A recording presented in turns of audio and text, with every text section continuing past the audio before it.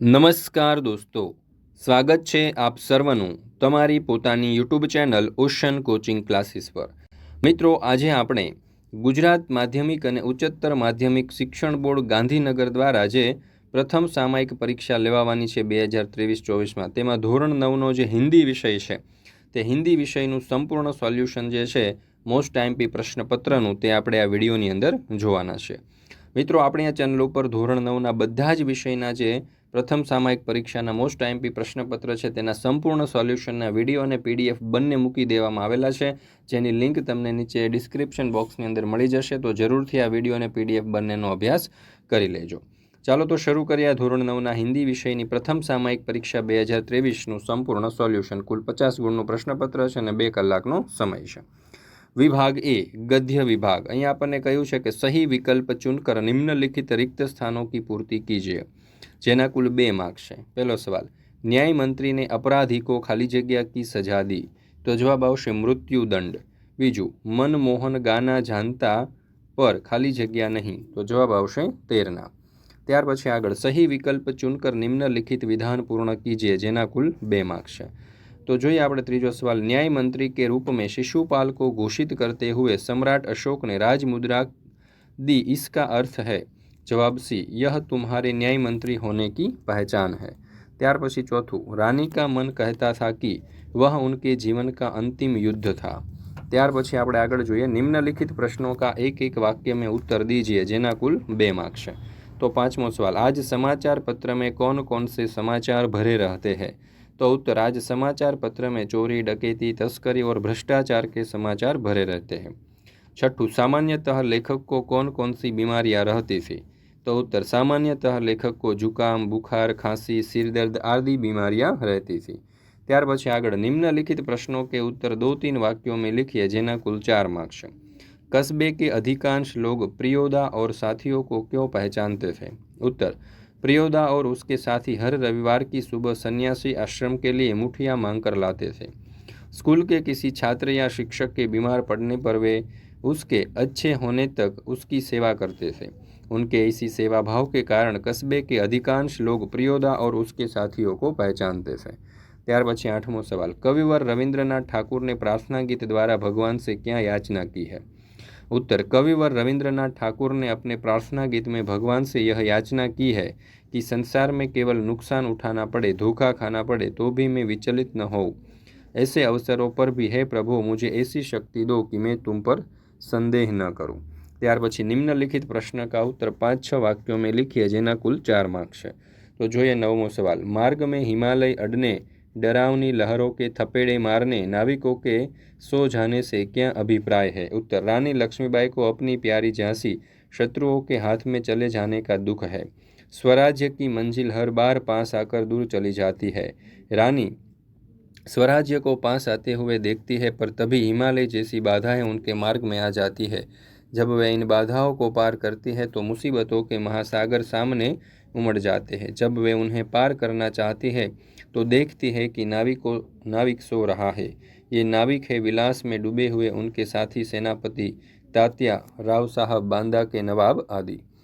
त्यार पछी જોઈએ આપણે अथवा એના અથવાનો સવાલ છે 9મો। એમાં આપ્યું છે કે लेखक की बीमारी सुनकर श्यामा काँप कर तुरंत क्यों संभल गई, उत्तर, डॉक्टर मुखर्जी ने बच्चन जी को तपेदिक की बीमारी बताई थी। पत्नी श्यामा ने सुना तो वे काँप उठी। उन्होंने पल भर में अनुभव कर लिया कि उनका काँपना बच्चन जी सहन नहीं कर पाएंगे। पति की संवेदनशीलता से वे भली भांति परिचित थी। वे उन्हें अपनी चिंता से अवगत नहीं कराना चाहती थी, इसलिए वे तुरंत संभल गई।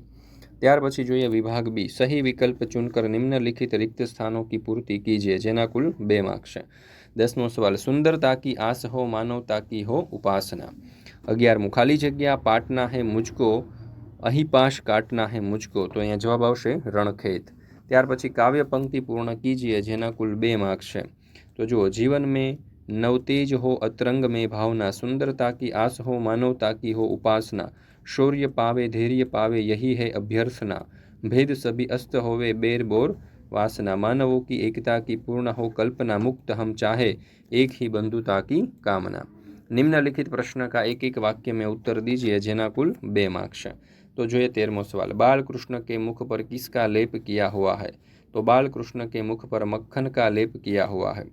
14, कवि किसकी मनोकामना चाहते हैं? तो दुखी लोग दुखों से मुक्त हो ऐसी मनोकामना कवि चाहते हैं। ત્યાર પછી આગળ નિમ્નલિખિત પ્રશ્નों के उत्तर 2-3 वाक्यों में लिखिए જેના कुल 4 मार्क्स है। જોઈએ 15મો सवाल, वैभव से क्या प्राप्त होता है? तो वैभव से मनुष्य को ढेर सारी चिंताएं और थोड़ी सी हंसी खुशी प्राप्त होती है। इसके अतिरिक्त उसे चमक दमक दिखाने का अवसर और क्षणिक भोग विलास प्राप्त होता है। 16मो सवाल, सूरदास ने किस प्यासे को दुर्मति कहा है? गंगा नदी के जल से शुद्ध और पवित्र अन्य कोई जल नहीं है। जो प्यासा व्यक्ति उसे छोड़कर अपनी प्यास बुझाने के लिए कुआं खुदवाए उसे सूरदास जी ने दुर्मति कहा है। ત્યાર પછી આપણે આગળ જોઈએ, નિમ્નલિખિત પ્રશ્નों का उत्तर 5-6 वाक्यों में लिखिए જેના कुल 4 मार्क्स है।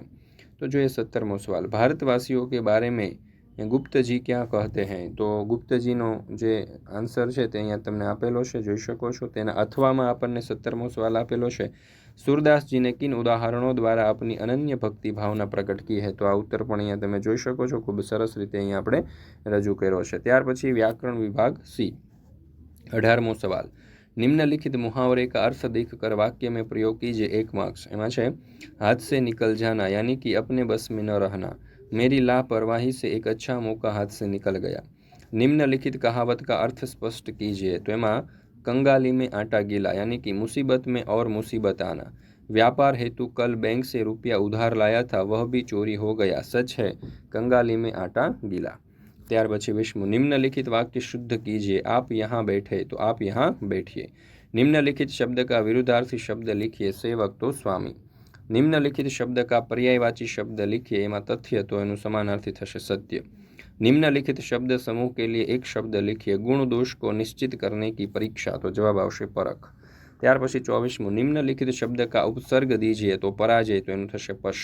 निम्नलिखित भाववाचक संज्ञा बताइए। हमें सभ्यतापूर्ण व्यवहार करना चाहिए। तो यहाँ जवाब आवशे सभ्यतापूर्ण। ત્યાર પછી 26મું, निम्नलिखित कर्तुवाचक संज्ञा बताए। तो सेवक का काम सेवा करना है। तो यहाँ कर्तुवाचक संज्ञा थशे सेवा। निम्नलिखित विशेषण बताए। श्री कृष्ण अनेक अलंकारों से सुशोभित थे। तो અહીંયા વિશેષણ આવશે સુશોભિત। ત્યાર પછી આપણે જોઈએ વિભાગ ડી, લેખન વિભાગ।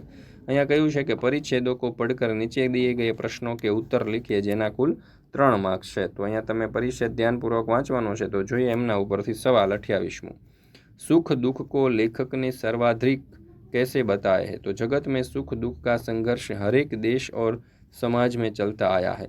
इस सुख दुख के संघर्ष से कोई मुक्त नहीं है, इसीलिए सुख दुख को लेखक ने सार्वत्रिक बताया है। ત્યાર પછી 29મો सवाल, दुख के ऊपर कौन आवरण डालता है, कैसे? तो धन प्रतिष्ठा और बुद्धि लोग दुख के ऊपर आवरण डालते हैं।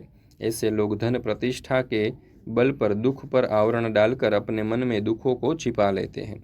30मो सवाल, धन प्रतिष्ठा और बुद्धि धारकों को क्या दुख है? धन प्रतिष्ठा और बुद्धि धारण करते हैं वे दुखी नहीं होते, ऐसा हम मान लेते हैं। सुख के बाह्य आभास के बीच उनके मन में जो दुख होता है वह बता नहीं सकते। ત્યાર પછી નિમ્નલિખિત રૂપરેખા के आधार पर कहानी लिखकर उचित शीर्षक दीजिए। तो અહીંયા તમે જોઈ શકો છો કે આપણને મુદ્દાઓ આપેલા છે, એના આધારે આપણે શીર્ષક આપી શકીએ। જૈસા કરોગે વૈસા પાઓગે। અને અહીંયા તમે જોઈ શકો છો કે આપણે સમગ્ર જે કહાની છે તે દર્શાવેલી છે। તો આ પ્રમાણે આજે આખી કહાની લખી શકાય। અને શીખ નીચે આપેલી છે, जो जैसा करता है उसे वैसा ही फल मिलता है, बुरे काम का परिणाम बुरा ही होता है। તેના અથવામાં આપણને 31મું આપેલું છે, નિમ્નલિખિત પત્ર લેખન કીજીએ। તો પત્ર લેખન આપણને આપેલો છે। તો આ પ્રમાણે તમે જોઈ શકો છો। સર્વપ્રથમ આપણે એડ્રેસ અને તારીખ લખીશું, ત્યાર પછી પ્રિય મિત્ર નીતા પટેલ કરી અને આપણે આ જે પત્ર છે તેની શરૂઆત કરી શકીએ। તો આ રીતે આપણે આખો પત્ર છે તે અહીંયા દર્શાવી શકીએ। અહીંયા તમે જોઈ શકો છો, વિડીયો સ્ટોપ કરીને પણ લખી શકો છો તમે આ પત્ર। ત્યાર પછી છે, નિમ્નલિખિત વિષય પર લગભગ 100 શબ્દ મેં નિબંધ લીખીએ જેના કુલ 6 માર્ક્સ છે। તો રક્ષાબંધન નિબંધ અહીંયા આપણને લખવાનો કહ્યો છે। મિત્રો, તો આ સમગ્ર પ્રશ્નપત્ર જે છે એના સોલ્યુશનની જો PDF તમારે જોઈતી હોય, PDF ડાઉનલોડ કરવી હોય તો એની લિંક પણ તમને નીચે ડિસ્ક્રિપ્શન બોક્સની અંદર આપેલી છે। તો આ સમગ્ર સોલ્યુશનની PDF તમે મેળવી શકો છો। તો જરૂરથી ડિસ્ક્રિપ્શન બોક્સની અંદર જઈ લિંક ઉપર ક્લિક કરી અને આ PDF તમે મેળવી અને તમે આ જે સમગ્ર પ્રશ્નપત્રો છે, મોસ્ટ આઈએમપી પ્રશ્નપત્ર છે કે જેમાંથી ઘણા બધા માર્ક્સનું પૂછાવાની શક્યતા છે, એ તમે ડાઉનલોડ કરી શકો છો અને તમે વાંચી શકો છો. ત્યાર પછી 32મો પ્રશ્ન એના અથવામાં આપણને આપ્યો છે વર્ષા ઋતુ નિબંધ વિશે. તો વર્ષા ઋતુ નિબંધ પણ અહીંયા તમે સ્ક્રીન ઉપર જોઈ શકો છો કે આપણે આ રીતે લખી શકીએ. થોડી વાર માટે વિડીયો સ્ટોપ કરીને પોઝ કરીને પણ તમે જોઈ શકો છો. ત્યાર પછી તેના અથવામાં આપણને 32મો સવાલ આપેલો છે વિદ્યાર્થી કી આત્મકથા. તો વિદ્યાર્થી કી આત્મકથા નિબંધ જે છે એ તમે અહીંયા દર્શાવેલો છે, તમે જોઈ શકો છો. વિડીયો પોઝ કરીને સ્ટોપ કરીને તમે લખી શકો છો અથવા તો યાદ રાખી શકો છો, અથવા તો PDF જો તમારે જોઈતી હોય તો PDF પણ ઉપલબ્ધ છે. નીચે ડિસ્ક્રિપ્શન બોક્સની અંદર લિંક આપેલી છે, તેના ઉપર ક્લિક કરી અને તમે આ PDF છે તે પ્રાપ્ત કરી શકો છો. મિત્રો, આપણી આ ચેનલ ઉપર ધોરણ 10ના બધા જ વિષયના જે પ્રથમ સત્રાંત પરીક્ષા જે છે, પ્રથમ પરીક્ષા છે ધોરણ 9ના, તે બધા જ પ્રથમ પરીક્ષાઓના સંપૂર્ણ સોલ્યુશનના વિડીયો અને PDFના સોલ્યુશનના જે લિંક હોય છે તે મૂકવામાં આવેલી છે. એના ઉપર ક્લિક કરીને તમે વિડીયો પણ જોઈ શકશો અને PDF પણ પ્રાપ્ત કરી શકશો દરેક વિષયના મોસ્ટ આઈએમપી પ્રશ્નપત્રના સંપૂર્ણ સોલ્યુશનની. તો જરૂરથી એનો અભ્યાસ કરી લેજો.